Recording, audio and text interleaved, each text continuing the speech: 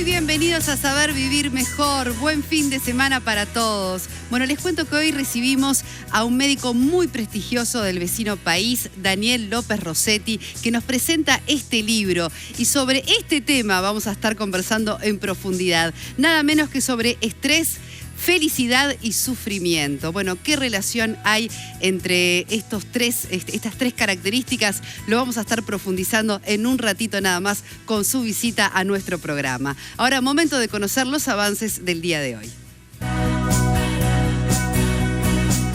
Hoy, en Saber Vivir Mejor, nos visita el médico argentino Daniel López Rossetti para hablar del estrés y sus consecuencias sobre la salud y el bienestar. Vuelve la doctora Rey y sigue derribando mitos, hoy sobre las manchas blancas en las uñas. Y conversamos sobre los problemas auditivos en niños y sus consecuencias.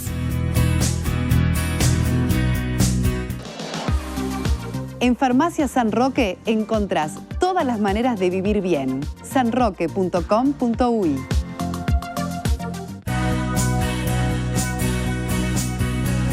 Y ya recibimos a la doctora Rey. Doctora, felices 2 años de programa. Qué lindo, Sole, 2 años compartiendo contigo, con la audiencia, a la cual agradecemos que siempre estén del otro lado escuchándonos.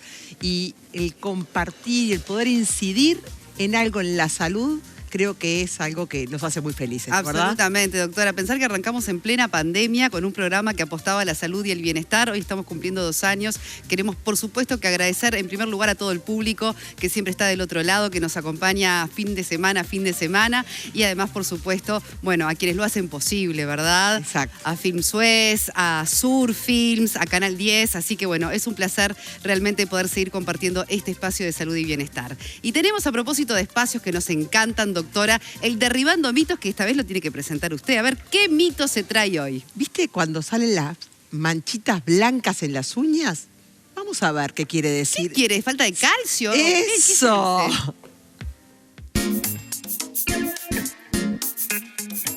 Las manchas blancas que nos salen en las uñas, ¿son por falta de calcio? Es probable que muchas veces hayas visto en tus uñas pequeñas manchas blancas. Esto se conoce como leuconiquia.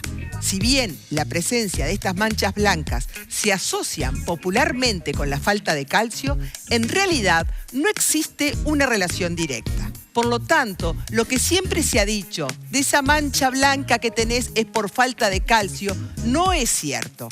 Y tomar más leche, yogur u otros productos lácteos no van a hacer que desaparezca. ¿Pero por qué se producen estas manchas? Las uñas están formadas por distintas capas y cuando se sufre algún golpe o se expone la uña a alguna acción repetitiva, como teclear fuerte en el teclado, se forman pequeñas burbujas de aire en esas capas que determinan la aparición de estas manchitas blancas. Otras causas posibles, pero menos frecuentes, son una dieta muy restrictiva, dejando de consumir alimentos ricos en ácido fólico, hierro, vitamina B12, zinc, entre otros nutrientes. También puede ser por comerse las uñas, las cutículas o cortarlas muchos. También por alergia a algunas sustancias o usar determinados tipos de calzados que lleven a microtraumatismos. No se trata de una afección grave, sino es más bien algo estético vernos esas manchitas blancas. ¿Debemos consultar al médico? Bueno, si la mancha es muy grande o se vuelve amarilla, o cuando las lesiones afecten a múltiples uñas y si se detecta que la mancha blanquecina no se desplaza con el tiempo mientras crece la uña. Ahí es momento de consultar. Y ya recibimos a Rosario Varalo, nuestra doctora de clínica oftalmovisión, para hablar de un tema muy importante que tiene que ver con la consulta de los pacientes con glaucoma. Recordemos que el glaucoma es la principal causa de ceguera y eso da mucho miedo, ¿verdad? A la hora también de generar una consulta. Bienvenida, Rosario, un placer recibirte como siempre. Bueno, muchas gracias por la invitación. Me preguntabas cómo es una consulta típica de glaucoma y sabes que está buenísima la pregunta porque yo trato un montón de gente con glaucoma y no tienen idea. La mayoría de la gente no tiene idea cómo debe ser su consulta. Entonces, primero vamos a repasar un concepto, que es que el objetivo del tratamiento del paciente con glaucoma es preservar la visión, que llega hasta el último de sus días viendo. Y para eso, ¿qué tenemos que hacer? Bajar la presión de la vista. ¿Cuánto hay que bajarla? ¿Cuánto? el paciente tiene que saber cuánto, porque es distinto para ti, para mí, para cada uno de mis ojos. Entonces, esa es la primera cosa que se tiene que llevar de la consulta. ¿Qué presión tengo que tener? ¿Sí? Segundo, ¿cómo lo voy a lograr? Con un tratamiento que vamos a indicar. En una consulta ideal, el paciente participa de la toma de decisiones. ¿Sí? No soy yo como médico, que para mí es mucho más fácil decirle, ponete esta gotita o hacete este láser. ¿Y de qué depende que el paciente, digamos, intervenga? Entonces yo le tengo que explicar al paciente qué es lo que tiene, qué opciones tenemos, este tratamiento es mejor que este o que este, y si hacemos esto pasa esto y esto. Y entonces el paciente, al participar en la toma de decisiones y elegir lo que va a hacer, colabora después en el tratamiento. ¿Y sabes lo que logramos con eso? La adherencia. Claro. La mitad de los pacientes que le diagnosticamos glaucoma abandonan el tratamiento en el primer año. Mirá, Eso es estadístico. Entonces, con los riesgos que eso implica, además. Y que es ¿no? un tratamiento simple, porque es un tratamiento... O a veces más simple todavía, un láser, de repente. Pero bueno, entonces repasamos. Tiene que saber cuánto tiene que ser su presión, cómo lo va a hacer, participó en la toma de decisión de ese tratamiento, y después lo otro, tiene que saber cómo va a seguir, el plan de seguimiento. No alcanza con ponerse la gota, hay que venir a los controles. ¿Cuántas veces tengo que venir? ¿Cómo lo tengo que hacer? Va a depender de la gravedad. Exactamente. Para un ojo puede ser tantas veces me tengo que tomar la presión en el año, y capaz que el otro, con tomarse una presión una vez al año, alcanza. Rosario, hay algo que es como el miedo que tienen todos los pacientes de glaucoma, que es ir a la ceguera. ¿Es la evolución natural o hoy con los tratamientos eso se puede evitar? Exacto. O sea, si nosotros no tratamos el glaucoma, es verdad que se puede ir a la ceguera. Y también hay que aclararlo, a veces se hace de todo lo posible y algún paciente excepcionalmente igual, a pesar de todos los esfuerzos, puede desencadenar en una ceguera. Pero en la mayoría de los casos, si nosotros colaboramos con el tratamiento y con el seguimiento, nos hacemos el campo visual cuando me lo dice el doctor, no un año después, me hago la tomografía, me pongo el tratamiento y adhiero a los controles, yo puedo evitar la ceguera y cumplir ese objetivo que dijimos al principio, el éxito terapéutico, que es llegar hasta el último de mis días viendo. A partir de qué edad, ya para terminar, fuiste clarísima, ¿no? Sí. Con lo que es el tratamiento y la importancia de cumplir como paciente con ese tratamiento para evitar las consecuencias. Sin embargo, el glaucoma también es una enfermedad bastante silenciosa. Entonces, me gustaría que para el final también propongas o una edad en la que hay que empezar a controlar la vista, especialmente bueno, recordemos como el glaucoma. Recordemos que si tenemos familiares con glaucoma, entonces tenemos que estar atentos y cada 2 años, cuando somos más jóvenes, o de repente después de los 40, una vez por año, visitar al oftalmólogo. El oftalmólogo me va a tomar la presión y me va a mirar el nervio óptico. Y si tiene una sospecha, me va a pedir estudios no invasivos para descartar el glaucoma, ¿sí? Ahora, si yo ya tengo alguna sospecha, ahí no me puedo perder. Y nosotros vemos que los pacientes se pierden. ¿Qué es una sospecha? Me tomaron la presión límite, me encontraron el nervio un poquito excavado, y entonces me dicen, volvé en un año y vuelvo en 5 años. El año pasó rápido y cuando te diste cuenta, ahí es el problema. Ese es el punto, ¿tá? Porque el éxito también está en el diagnóstico precoz. Perfecto. Así que hemos aprendido que un correcto diagnóstico, una correcta adherencia al tratamiento evita la evolución a la ceguera. Muchísimas gracias, doctora. Gracias por acompañarnos. Gracias. Y qué importante la parte que ponemos de nosotros, ¿verdad? Para poder prevenir, que en definitiva es en eso que insistimos de forma permanente. Y la prevención depende en gran parte de nuestra voluntad y de nuestra adhesión a los tratamientos, sin duda. Y a propósito, ¿sabías que dejar pasar justamente pequeños problemas de visión puede generar a futuro un daño irreversible en tus ojos? Controlar tu salud ocular es fundamental para prevenir enfermedades como el glaucoma, que veníamos hablando recién, y la retinopatía diabética. En Oftalmovisión hay un staff de 12 médicos especializados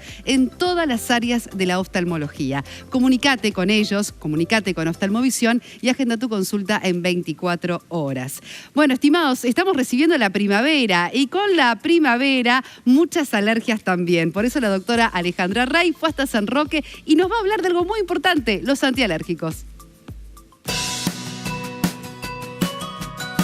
Estamos con Ángeles en San Roque, y Ángeles, siempre es un placer charlar contigo. Bienvenida, Ale. Y se viene la primavera. Y ahí empiezan las preocupaciones. ¿Qué antialérgico tengo que tomar? Porque empiezan todos los síntomas de que es alergia, no es alergia. Un 20% de la población, 1 de cada 5, tiene alergia y mucha de la alergia está vinculada a los cambios de estación y a la primavera. ¿Cómo se manifiesta? Se va a manifestar fundamentalmente por el lagrimeo, por la rinitis acuosa, el moquito blanco y esa tos seca persistente. Frente a estos síntomas, que a veces también pueden acompañarse de hiperreactividad bronquial, de asma, también estornudos, de asma, y que molestan mucho la calidad de vida, afectan la calidad de vida, está indicado el tratamiento farmacológico. No hay tratamientos naturales, solamente la exposición, la no exposición al alergeno, o sea, evitar exponerte al polen, al polvo, a los ácaros. Eso es lo único que ayuda a la alergia. Y si no, todos estos fármacos que tenemos. Tenemos una solución. ¿Y qué tenemos, por ejemplo? Podemos tener loratadina, que es algo muy común que la gente viene a comprar y te pide loratadina, el Lordes. Ojo con el Lordes, con el corticoide, ¿vale? Porque a veces se hace abuso de lo que es el corticoide. Exacto. Esto es muy importante y lo quiero recalcar. Los antialérgicos comunes, la loratadina, el calitrón, cistericina, alerfedina, cualquier antialérgico puede ser usado en forma crónica. Incluso hay médicos otorrinos que lo indican durante 2, 3, 4 meses sin ningún problema. Pero los antialérgicos que tienen corticoides, por ejemplo el Lordex, que lo voy a nombrar porque es muy pero muy común, no deben tomarse por plazos mayores a 7 a 10 días y según la prescripción médica. ¿Por qué? Porque tienen corticoides, lo van a hacer sentirse muy bien, pero tienen todos los efectos secundarios de los corticoides. Uno piensa que está tomando un tratamiento que es inocuo, pero no es así. Tiene muchas consecuencias. Entonces, lo que sí, la loratadina, tomamos una por día con la prescripción médica o pueden venir a consultar, pero tenemos que tener mucho cuidado con lo que es el con corticoide y para los niños, ¿no? Que a veces quieren darle a un niño con corticoide. Cuando venga a San Roque no se olvide de llevar lo que son los pañuelitos, porque los va a utilizar. Lágrimas, lágrimas artificiales para ese llorisqueo nos puede ayudar. Y lo mismo, solución saline para los niños y para los adultos para mejorar y evitar la sobreinfección de la rinitis. Así que... Bueno, tenemos la solución, los esperamos. Audical. Tiene sentido que nos elijas. 18899. Muy bien, y continuamos en Saber Vivir Mejor. Vamos a hablar ahora de hipoacusia en niños. Ya hemos abordado este tema en el adulto mayor, en los recién nacidos, pero en niños hay mucho todavía por conocer y entender sobre el tema de la hipoacusia, ¿verdad? Y para ello tenemos al doctor Enrique Martirena. Es un placer recibirlo. Un placer para mí también. Otorrinolaringólogo, que junto a la doctora Rey, nos van a explicar justamente lo que son esas señales de alerta. ¿Y cuáles son las señales de alerta? Porque hablábamos de muchas cosas antes de la nota, ¿no? Desde la vegetación hasta la apnea de sueño. Las señales de alerta son niños que, estamos hablando de niños entre 2, 5, 6, 7 años sobre todo. En los más chicos, la primera señal de alerta es el retraso en el desarrollo del lenguaje, con dificultades ya sea en las pronunciaciones o en la adquisición del lenguaje. Nosotros ya descartamos lo que son las hipoacusias congénitas, o sea, ya estamos valorando lo que es el desarrollo en función de la edad, y esa es la primera señal de alerta que tenemos. La otra son en la escuela, muchas veces son niños inquietos, que en realidad, como no escuchan, no prestan atención y eso los transforma en niños inquietos, y ahí tenemos toda la parte de patologías de que se les agrega... Claro, el déficit atencional. El déficit atencional con la medicación. Sin embargo, puede suceder que ese déficit atencional en realidad se deba, por ejemplo, a una falta de audición. Exacto, por eso. Lo primero que uno tiene que, antes de catalogar a alguien como un déficit atencional o empezar a usar medicación como la Ritalina, por ejemplo, es empezar a descartar las causas por las cuales puede tener eso. Esos niños muchas veces están con muchas vegetaciones adenoideas, entonces no solo escuchan poco porque no tienen una buena ventilación del oído, sino que además hace de que duerman mal. Son niños que roncan. Esos niños que roncan, que babean, que hacen ruido al dormir. Que muchas veces hacen apneas del sueño. Entonces, son todos cuadros que uno tiene que valorar antes de plantear un ¿Infecciones reiteradas de oído también? También, que también es por un tema de el flujo de aire, cómo pasa a través de la nariz. O sea, nosotros en otorrino consideramos todo lo que es oído, nariz y boca y faringe, como llegando hasta los pulmones, sí, como una unidad respiratoria. Entonces, cualquier cuadro en cualquiera de las zonas va a terminar afectando a una parte o la otra. Doctor, entonces la consulta con el otorrino debería ser casi que fija, por lo menos en alguna etapa del desarrollo de los niños, ¿no? Sí, a ver, los pediatras muchas veces orientan, nosotros los vemos porque tienen trastornos del lenguaje o porque la maestra dice de que no prestan atención o los padres que no los escuchan. Yo ahí a los padres los manejo de otra forma y les digo que la guía de que no los escuchan a ellos para mí no es importante, porque muchas veces es un tema de que no les quieren prestar atención. A mí no me escucha mi hijo y la hipoacusia. Exacto, sí, exacto. Es lo mismo que el de ser gritón. Un día me hice un audiograma y soy gritón, no soy exacto. sordo. Entonces yo sí lo que hago con ellos es guiarme por el volumen del televisor o por el volumen del celular o el volumen de la radio.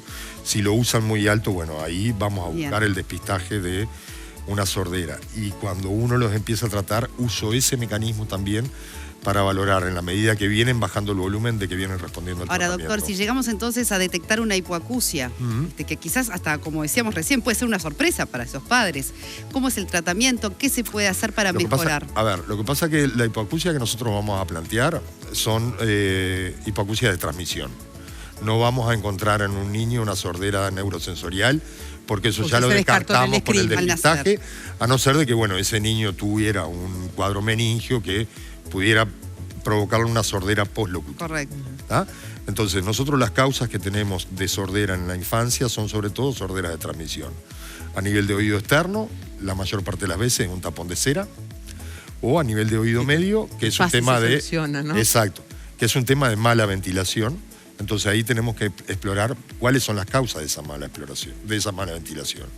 Y ahí es que tenemos que ver el tema de las vegetaciones, el tema de la rinitis alérgica, todas cosas que provocan de que la ventilación desde la nariz hacia el oído a través de la trompa de Eustaquio no sea efectiva. Perfecto. Bueno, muy claro, ¿eh? Y la importancia de estar atentos, las maestras, los padres, a esos trastornos de conducta, creo que es un mensaje muy, muy importante y nuevo, novedoso, y que además, ¿no?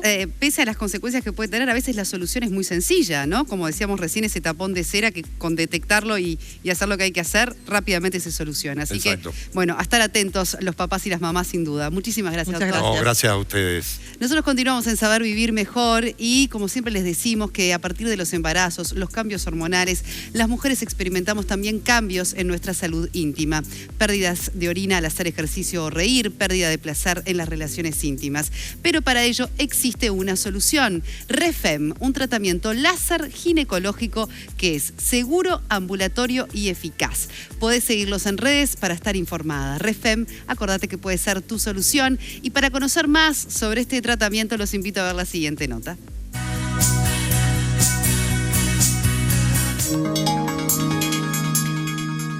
La consulta por pérdida de orina, la incontinencia de orina en la mujer de todas las edades, pero fundamentalmente después de los 30, 35 años, en mujeres que han tenido hijos, es muy frecuente. Cuando se empezó a hablar del tratamiento del láser en la incontinencia de orina, como todo tratamiento nuevo, llevó su tiempo, pero la realidad es que hoy en día ya llegó para quedarse.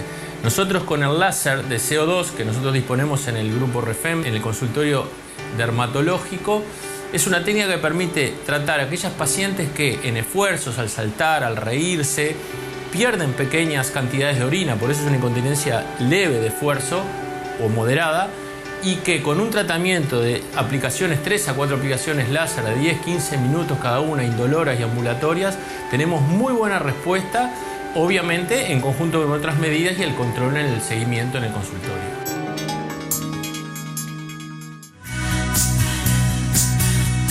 Continuamos conversando sobre el Bueno, uso del veneno de abejas, ¿verdad? Sobre todo cuando se usa como, por ejemplo, por su efecto antiinflamatorio y demás. Hoy nos vamos a centrar en sus efectos sobre la artrosis y lo hacemos junto a Alfredo Aguilera, representante de ventas del laboratorio Apifarma. Gracias por acompañarnos. ¿Cómo estás, Alfredo? Como siempre, ¿todo bien? Bueno, me encanta porque siempre vamos repasando los diferentes usos que le podemos dar a este veneno de abejas, que viene además en formatos obviamente muy amigables. Y en este caso para el tratamiento de artrosis. A ver, contanos un poquito más. Sí, la experiencia que tenemos en el laboratorio es que es una de las patologías más comunes. No es el caso suyo, pero los que somos medios grandes padecemos de la artrosis de una manera bastante importante y en realidad lo que genera es mucho dolor. La otra vez estaba leyendo que una de las principales causas de consulta en las mutualistas es el dolor. Claro. Es la que en realidad por la que la gente más consulta y en el caso de la gente joven es la que genera más falta, por ejemplo, a trabajar. O sea, la ausencia laboral es por dolor. Entonces, la artrosis está muy relacionada con eso. El 20% aproximadamente de las personas tienen artrosis y es una patología muy limitante porque en realidad lo que hace es desgastar la articulación y te impide cosas tan simples como subir las escaleras. Exacto. Yo me acuerdo que había una paciente que me decía que no podía levantar los brazos para colgar la ropa, o sea, para poner los palillos, o sea, cosas que son muy simples de la vida diaria, pero que son muy limitantes. Se terminan dificultando, sin duda. Bueno, ¿y qué han visto ustedes sobre el efecto, verdad, de este veneno de abejas en personas con esa patología? Bueno, el uso de los comprimidos de Apitox, lo que hemos visto es que en más o menos unas 3 semanas mejora mucho el proceso, o sea, revierte el proceso inflamatorio. Hay un proceso que hay de desgaste en la artrosis, pero también se genera inflamación. Cuando nosotros bajamos la inflamación, en realidad lo que hacemos es bajar ese dolor. Y además una de las cosas que también hemos visto que con el correr del tiempo, las personas que mantienen la toma del medicamento evitan que se siga desgastando esa articulación. Tenemos pacientes que hace más de 10 años que están utilizando los medicamentos y lo que vemos es que como que la enfermedad se estancó ahí y no sigue avanzando. No evolucionó. Ahora, entonces es un tratamiento que una vez que uno lo empieza, la idea es continuarlo por tiempo indefinido. Sí, por lo menos en la artrosis y en la artritis sí, porque ya es una articulación que tiene un desgaste y que si nosotros dejamos de utilizar el medicamento, vuelven esos dolores y vuelven... Claro, y no es que uno los ingiere cuando duele, sino de forma constante para prevenir el dolor. Eso sería lo ideal. No es lo que pasa habitualmente. Pero estamos hoy tirando muchas orejas por el tema de la conducta, ¿no? Sí, claro. Somos todos iguales. Lo dejamos de tomar cuando se nos va el dolor y después cuando vuelve lo volvemos a tomar. Pero bueno, en realidad lo que también tenemos la ventaja de que este medicamento no tiene efectos secundarios. Bueno, eso es lo que hay que resaltar. Claro, es natural. Sí, y además tiene una presentación homeopática, o sea que la concentración es muy bajita, o sea que se puede tomar durante mucho tiempo, no afecta al estómago, no afecta al hígado, no afecta a los riñones, que no es un detalle menor. Entonces, como nos está pasando que hay mucha gente que lo toma hace mucho tiempo y bueno, y eso hace que justamente evite esos dolores. Bien. Y ese desgaste articular que es muy molesto. Muchas gracias, Alfredo. Así que reiteramos, ¿no?, los beneficios de este veneno de abejas en los tratamientos que requieren algún tipo de antiinflamatorio, analgésico y que en este caso ustedes han visto buenos resultados, especialmente en la artrosis donde nos centrábamos hoy. Muchas gracias por acompañarnos. Mucho gusto, que pasen muy bien.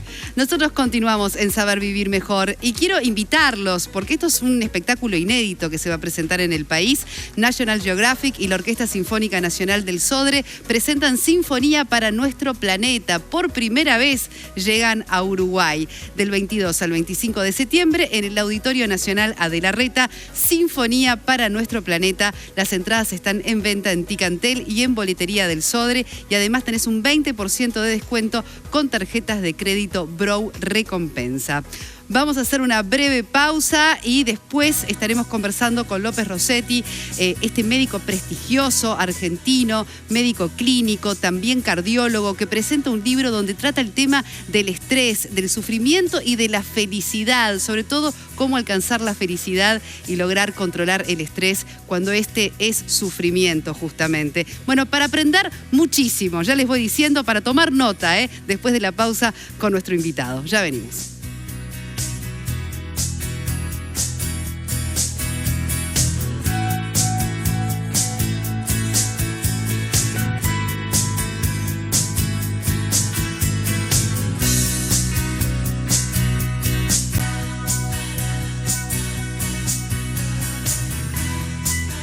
espacio es una presentación de Clínica Oftalmovisión, centro quirúrgico de alta especialización. Referentes en todas las áreas de la oftalmología, cirugías oculares, estudios paraclínicos y consultas.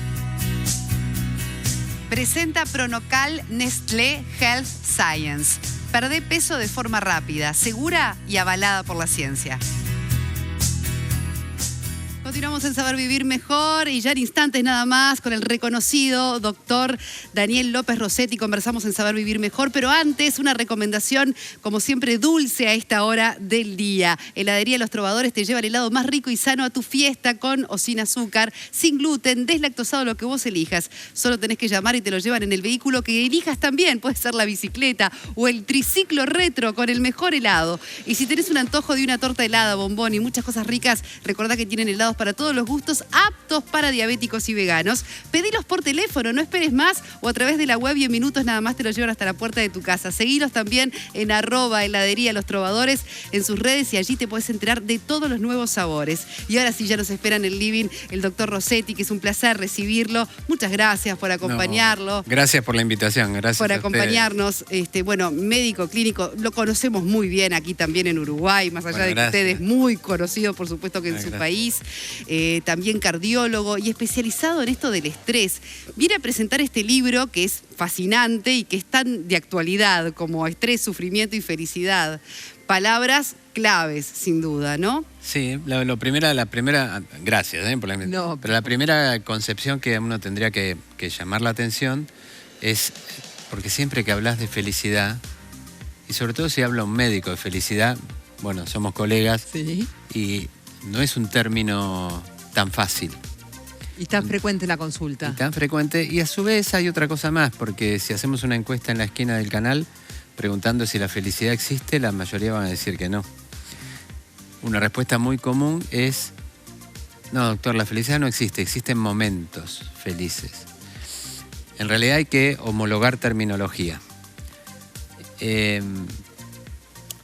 Podríamos definir como lo que... Yo aceptaría que digan que no existe la felicidad, pero podemos decir que no es la felicidad, que es la alegría, la euforia, la exaltación. Esas son emociones. Ajá.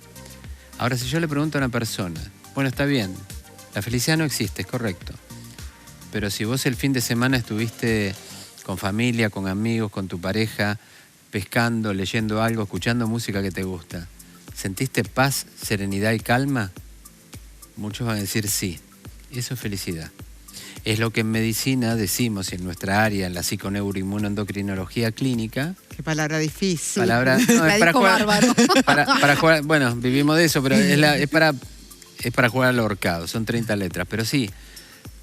Pero la verdad es que uno puede hacer cosas para estar mejor, y en medicina lo llamamos, no felicidad así en ese término, sino como bienestar subjetivo percibido. Y la verdad es que es una buena definición, y en el término más amplio podríamos decir que sí existe como sentimiento la felicidad. Claro. Mientras que las emociones son vivencias de experiencias agudas, miedo, ira, alegría, tristeza, asco, sorpresa, son 6 las emociones básicas que tienen un rostro específico. Cuando uno está contento, de adentro la cara es de alegría, y cuando uno tiene miedo la cara es de tristeza. Y es cierto que eso es una vivencia experiencial, pero también es cierto que es biológico y hereditario. Nosotros no aprendemos a poner cara de alegría. Un ciego de nacimiento pone cara de alegría cuando siente alegría y cara de tristeza cuando siente tristeza. Pero después hay otra categoría de emociones más complejas que son los sentimientos o emociones secundarias. Y ahí estaría la felicidad. Ahí está la culpa, la vergüenza, el odio, la esperanza, la fe, el bienestar, la felicidad. Las emociones tienen rostro, por eso son fenómenos públicos.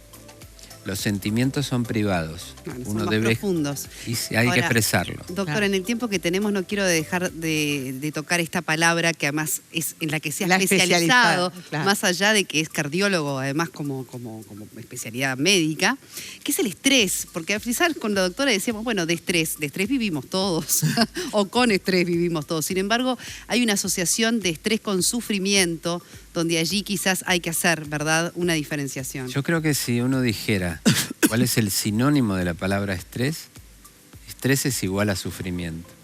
Si ahora los que son muchos televidentes de este programa dijeran, bueno, pero ¿cómo sé si tengo estrés?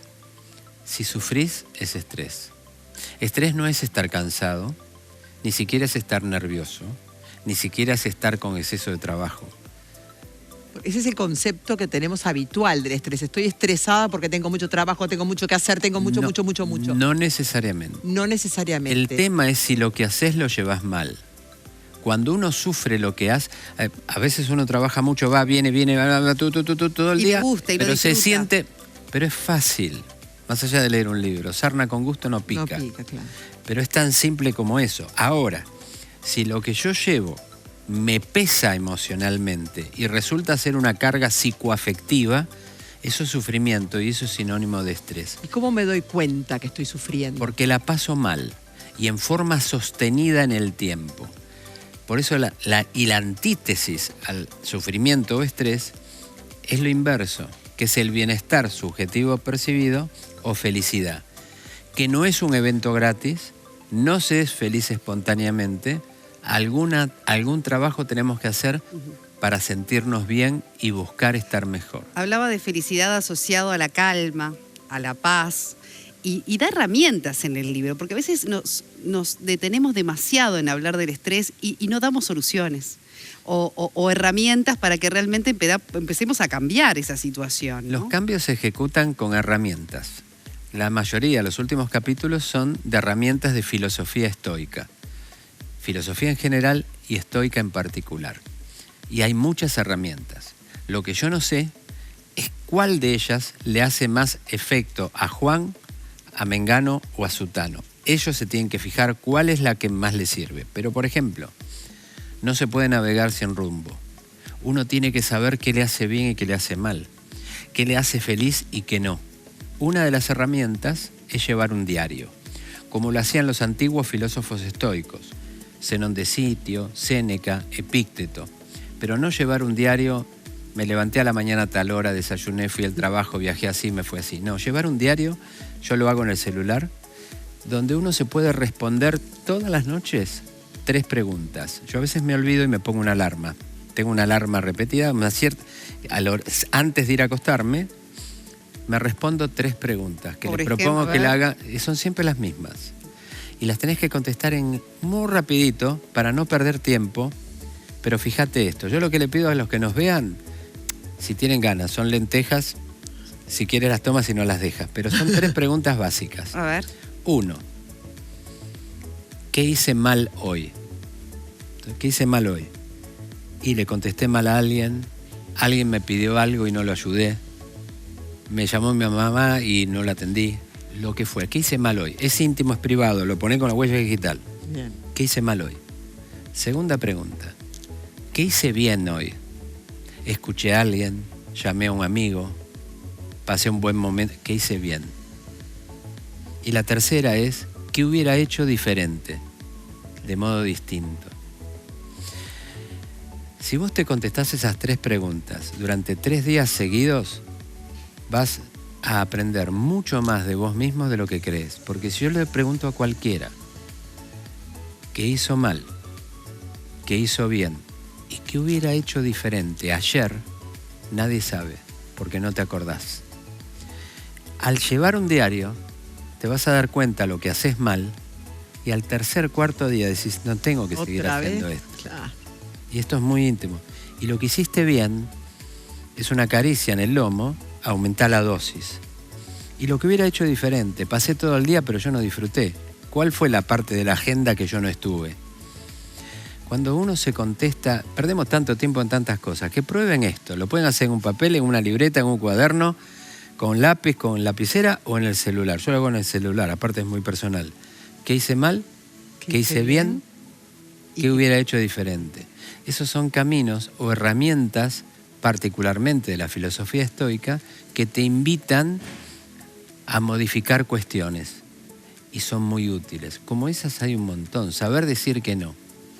Sí, será importante. Hay una frase que usted dijo que a mí me sorprendió. Dijo, las personas felices, como cardiólogo la dijo además, se infartan menos. No hay duda, porque el infarto, para empezar, es una enfermedad humana. Los animales casi no tienen infarto, sí sufren y tienen otras enfermedades. Hay veterinarios de perros que atienden, que son cardiólogos veterinarios, pero no por enfermedad de obstrucción coronaria, sino que un animal en general sufren como nosotros, pero tienen enfermedades cardíacas valvulares, del músculo cardíaco o miocardiopatías o de la envoltura que es el pericardio, pero no se infartan en general. El infarto es una enfermedad humana. ¿Por qué? Porque en un momento dentro de una arteria coronaria, las arterias coronarias, esto es el corazón, son las que irrigan el corazón. Y una de esas arterias pasa la sangre y en un momento la aterosclerosis, algo que se llama placa de ateroma, que es como una piedra, se rompe y cuando pasa la sangre y ve algo roto, se coagula. Cuando como yo me afeito y me corto y se coagula, lo mismo se coagula ahí, deja de pasar sangre y se produce el infarto. Y esto es casi una enfermedad exclusivamente humana. Nosotros decimos que el lugar donde se rompe esa placa, que se llama endotelio, es la interfase molecular donde el sufrimiento humano se hace carne. Y en general, las personas muy sufridas tienen más enfermedades que las que no. Y este es el fundamento de esa palabra larga para jugar al ahorcado. Psico, neuro, inmuno, endocrinología. ¿Por qué? Porque lo que se modifica en la cabeza, psico, neuro, sistema nervioso, psico, neuro, inmuno, inmunología, defensa del cuerpo, endocrinología, hormonas. Lo que pasa acá pasa en el resto del cuerpo, es un hecho. Así que la persona con estrés, con sufrimiento, es una persona que más propensa a la enfermedad. ¿El estrés es un factor de riesgo o es una enfermedad en sí misma? El estrés como sufrimiento, que es lo que venimos, ¿no? El estrés es un síndrome, es un conjunto de signos y síntomas. El estrés puede generar enfermedades o gatillarlas. Esto es un hecho también, puede producirla en sí mismo, como también puede gatillar la enfermedad, si es que esta era la pregunta. Y de hecho es prevalente, es sumamente común, sumamente frecuente. Y la forma de tratamiento en términos generales no es farmacológico, es con filosofía de vida, con algunas cuestiones que se recetan en el recetario, pero que no se compran en la farmacia. Ahora, usted dice filosofía de vida porque llega a la conclusión, nosotros que nos llamamos Saber Vivir Mejor en este programa, para saber vivir mejor, dice, depende de la filosofía de vida de cada persona. Y cuando hablamos de la filosofía de vida que podamos tener cada uno de nosotros, ¿a qué nos referimos exactamente? ¿A cómo nos tomamos las cosas? Porque una cosa que quiero agregar es que en el libro hay test, por ejemplo, de personalidad, de aquellas personalidades que se estresan más que otras. No vamos a dar los resultados de nuestros test porque son inquietantes. Pero no se imagina, todas positivas. Hay una elección también de cómo vivir, en definitiva. Sí, ¿no? Sí. No es solo lo que nos pasa y cómo sufrimos con lo que nos pasa, sino también lo que nosotros elegimos para nuestra vida y cómo sobrellevar el sufrimiento, la pérdida, el dolor. Uno ve también en casa, en el barrio, en donde sea, que ante un mismo evento fulano lo lleva mal y otro lo lleva bien. Y dice, ¿qué pasó acá? Ajá. Es porque tienen filosofía de vida naturalmente. Ante la misma realidad, la vida, en términos de medicina del estrés, nosotros decimos algo que es provocativo. Y es que la realidad no existe. Por supuesto que la realidad existe. Pero ¿en qué sentido decimos que la realidad no existe? Que la realidad no existe igual para todos, sino que la realidad para mí es la observación de los hechos fácticos desde mis propios procesos psíquicos o mentales. Eso se llama percepción. Yo la misma realidad la puedo percibir de un modo y cada uno de nosotros distinto. Esta no es una clase académica, no es una clase de facultad. ¿Qué quiere decir? Que es útil en este sentido. Si la percepción es lo que yo veo, si yo modifico mi percepción, un montón de cosas que me estresan pueden dejar de serlo. Y ese es el negocio. De hecho, habla de dos modos, ¿no? El modo lucha y el modo sociable. Sí. ¿Uno elige si vive en modo lucha o vive en modo sociable? ¿Cómo sería esa dicotomía? Hay dos formas fisiológicamente que uno aborda la vida. En el estrés clásico de lucha o huida, en el cual uno se pelea con alguien. O sea, porque no llegó el colectivo, porque pasó algo en la calle y uno se enoja. Ahí se produce Uno tiene miles de motivos por día, ¿no? Por día. Y ahí uno activa su mente y su cuerpo. Hay taquicardia, aumento de la presión arterial, aumento de la frecuencia respiratoria, aumento de la transpiración, variación de la temperatura dérmica, actividad bioeléctrica cerebral más rápido. ¿Por qué? Porque me activo para luchar. Pero no hay que interpretar esa lucha como una pelea con alguien o un ladrón que te va a robar. El solo hecho de un disgusto activa la mente y el cuerpo como lucha. Lo contrario es insertarte socialmente. Es decir, tener una buena... El hecho, viste que vos entras a un lugar y te das cuenta si hay vibra o no. Sí, claro. Eso es una sensación que se transmite por el rostro y que hoy biológicamente está demostrado. ¿Por qué? Porque el nervio facial, que es el que determina la expresión del rostro, el glosofaringio, que es el nervio que te da el tono de la voz, una parte del nervio facial que hace que el oído medio pueda centralizar su oído en las voces humanas y no en las voces ni muy agudas ni muy graves para comunicarte bien, hacen que vos tengas una comunicación social. Y se aprende a modular la vida. Todos tenemos modo lucha todos los días. Eso es inevitable. Pero el negocio está en ejercer la menor cantidad de veces el modo lucha y la mayor cantidad de veces el modo sociable. Y ahí es donde se aplica la inteligencia emocional y las herramientas filosóficas para abordar la vida. Víctor Frank, en un campo de concentración nazi. Hay alguien que a lo mejor murió ahí y hay otro que como él salió más grande, ante una misma realidad. No digo que lleguemos a ese exceso de aptitud y capacidad de Víctor Frank, pero algo podemos hacer para tratar de vivir. No sé, feliz espontáneamente. Le tenés que poner pila. Hay que poner un esfuerzo. Algo le tenés que hacer. Y ese esfuerzo, creo que nosotros siempre lo decimos, la sociabilidad, formar parte de grupos, llamar, revisar lo que se hizo, son todas partes o ejercicios que hay que realizar porque no es fácil ser feliz, ¿no? Es eso, es un trabajo diario que hay que realizar. Y al final del día, en preguntas filosóficas, vos podés, en eso que hicimos como ejercicio, qué hice mal, qué hice bien, qué debería haber, lo que aprendés respecto de eso, y vas a dar cuenta que la felicidad no te la da la cantidad de likes que tiene tu red social. Es decir, cuando vos sacás la cuenta, decís, a ver, ¿dónde estuve yo? He visto muchos, de hecho soy cardiólogo, pero personas con infarto, y le pido la agenda, gente muy ocupada, empresarios, y veo ¿me puedo ver? Sí. Y empiezo a pasar la agenda, y digo, perdón, ¿dónde está usted acá? Claro. Porque tienen una agenda muy ocupada, pero que no disfrutan. Exacto. Si la disfrutás, gol de media cancha. Sí. Por eso la frontera final, el abordaje de la felicidad, si querés llamarlo estrés, lo contrario al sufrimiento, tiene que ver con factores médicos, psicológicos y filosóficos. Ahí está. Y la frontera final es la filosofía de vida con la cual vos abordás todo tu día. Aquí lo resumió todo, pero más en profundidad lo pueden tener en el libro Estrés, Sufrimiento y Felicidad, lo nuevo de Daniel López Rossetti.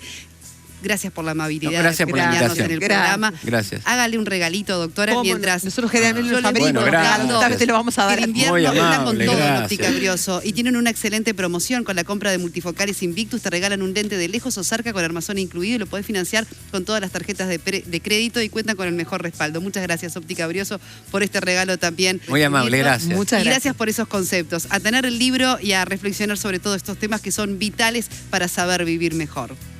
Nos reencontramos próximo Claro que- sábado, el 10. El canal uruguayo.